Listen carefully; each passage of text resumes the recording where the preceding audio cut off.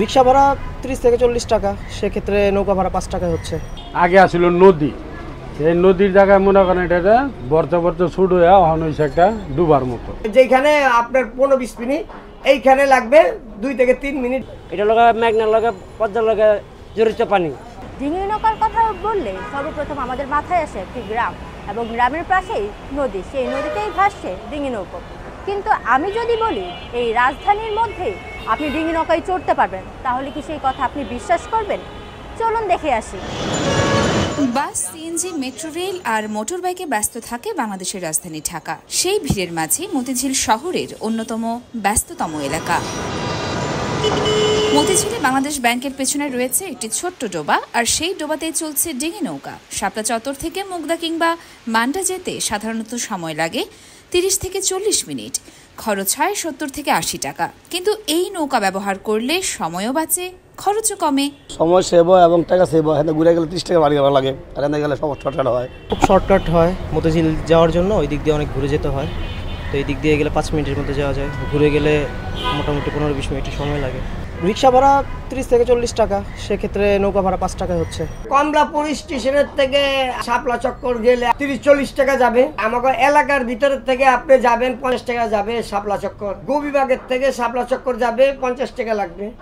এইখান থেকে লাগবে মাত্র 5 টাকা নৌকা পার হওয়া। এই সময়টাই খালি যেখানে আপনার 15-20 মিনিট, এইখানে লাগবে 2 থেকে 3 মিনিট বা 5 মিনিট, জুলুম গেলে 5 মিনিট।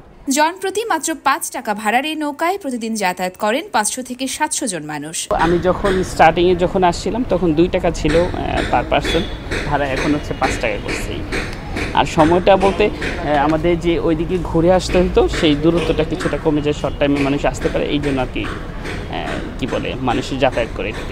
যাত্রীরা জানালেন তাদের জন্য এটি সময় সাশ্রয়ের বড় একটি মাধ্যম। দীর্ঘ 20 থেকে 25 বছর ধরে এই ডিঙি নৌকা চালাচ্ছেন মোহাম্মদ ইউনুস মিয়া। ছোট্ট ডোবায় নৌকা চালানোর অভিজ্ঞতার কথা শোনালেন তিনি। এই জায়গায় নৌকা চালায় 20-25 বছর ধরে। যত এলাকার লোকজন আসে, অফিসিয়াল যায় আসে, তারাই আউট কোনো লোক নেই। আর মনে করেন তারা যায়, দেখা গেল ওই যে এলাকাটা ঘুরে গেলে 20-25 মিনিট সময় লাগে, হ্যান্ডা গেলে 2 মিনিটের জায়গা। তাদেরও একটা মনে করেন শর্টকাট সময় হয়ে জায়গা। আগে আসছিল নদী, এই নদীর জায়গায় মনে করেন এটা বর্তে বর্তে শুট হয়ে হন হয়েছে একটা ডুবার মতো। আগে একেবারে সব আসছিল নদী, কিছু ছিল না। রাজধানীর বুকে অবস্থিত এই ছোট্ট ডোবা একসময় ছিল একটি বড় নদীর অংশ। সেই ইতিহাস তুলে ধরলেন ডোবার মালিক মোহাম্মদ আজিম। নৌকা চলে কেউ বিশ্বাসই করে না, আর কেউ বিশ্বাস করবে না। এইটাও থাকবে না, কিছুদিন আছে এইটাও থাকবে না। তখন আমাদের সম্পদ আমরা এইভাবে ফালা রাখবো না।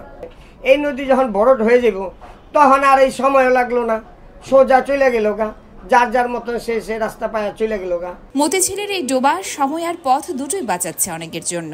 শাপলা চত্বর থেকে মুগদা কিংবা মান্ডা যাওয়ার পথে যানজটের বিকল্প হিসেবে এই নৌপথ বেছে নিচ্ছেন অনেকেই। ঢাকার ট্রাফিকের ভিড়ে ডিঙি নৌকার এই উপস্থিতি যেন এক ভিন্ন দৃশ্য। 1972 সালে আমরা এখানে আছি, ঢাকা এসেছি।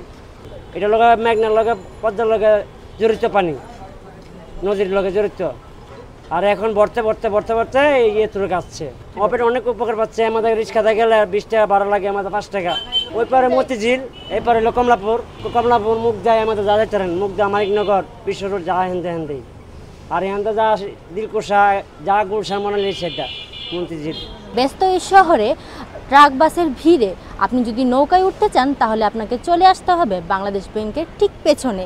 তাহমিনা ইসলাম, দেশকাল নিউজ, ঢাকা।